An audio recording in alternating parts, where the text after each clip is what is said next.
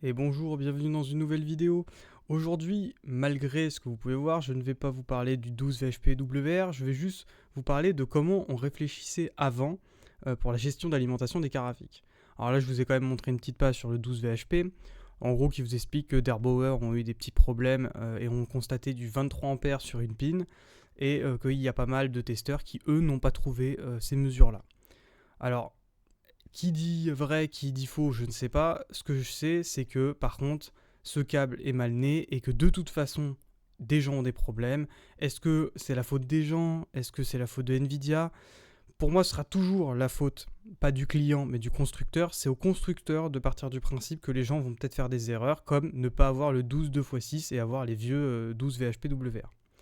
Et donc maintenant, je vais vous parler de comment on pensait avant l'alimentation d'une carte graphique. Donc là, on est sur une GeForce 6800 Ultra. Donc, je vous laisse lire, voilà, je vais pas non plus paraphraser, mais ce qui me fait rire, c'est qu'à l'époque, on trouvait marrant, et on mettait même une petite image là, de centrale nucléaire pour dire qu'une carte de 100 watts, c'était énorme. Donc je vous laisse regarder les consommations, voilà, 111 watts, et on trouvait que c'était énorme. Comment cette carte était alimentée à l'époque? À l'époque, on alimentait ça en Molex. Vous pouvez voir là, il y avait deux Molex.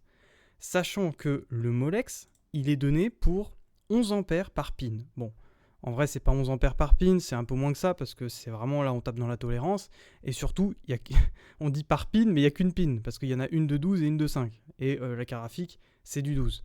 Donc en fait, vous aviez 12 x 10 globalement, vous aviez à peu près 120 watts.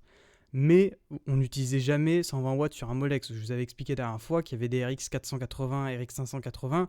Les gens s'amusaient à mettre des adaptateurs Molex PCI Express et on se retrouvait avec les câbles qui fondaient. Mais pour une carte de 120 watts grand maximum, donc là à 111 et 100 en règle générale, on mettait deux Molex, plus le port AGP. Alors je ne sais pas combien donnait le port AGP, je pense pas beaucoup, hein, pas grand chose, on pourrait même le négliger. Techniquement, elle pourrait être alimentée juste par un Molex. Et pourtant, on en mettait deux.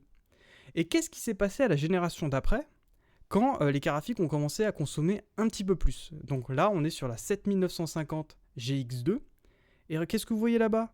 Le petit PCI 6 pins.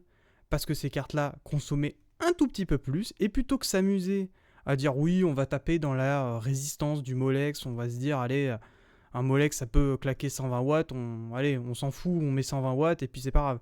Et bah qu'est-ce qu'on a fait? On a mis un 6 pins. Et qu'est-ce qu'on a fait ensuite? On a rajouté un 6 pins. Et quand on a vu que ça marchait pas, on a mis un 8 pins et ainsi de suite. Jusqu'à arriver sur ce dont je vous avais parlé la dernière fois, pour la répartition des 6 et 8 pins en fonction des puissances. Et donc c'était comme ça qu'on pensait les cartes graphiques. C'est-à-dire qu'on n'attendait pas que ça crame, on tapait pas dans les limites, et pourtant le Molex, on aurait très bien pu l'utiliser sur cette carte. Il n'y a pas de raison que ça ne s'utilise pas. La carte ne consommait pas 300 watts. Hein. Cette carte-là, je crois qu'elle était donnée pour 150 watts. Donc, je ne comprends pas pourquoi est-ce que le 12 VHP-WR, et je pense qu'ils vont le faire, hein, je pense qu'ils vont finir par le faire sur la 5090 Ti, parce que pour moi, il y aura une 5090, c'est absolument certain, et je ne comprends pas pourquoi ils ne mettent pas tout de suite de 12 VHP-WR. Comme ça, ils donneront l'impression aux clients que c'était finalement pas tant une erreur que ça. Donc je sais pas ce que vous en pensez de cette idée là d'en mettre plusieurs, mais pour moi, c'est le seul moyen que Nvidia ne perde pas trop la face sur ce câble qui n'aurait jamais dû naître. Voilà, c'était une petite vidéo rapide pour vous parler de la vieille technologie, des choses qui m'intéressent.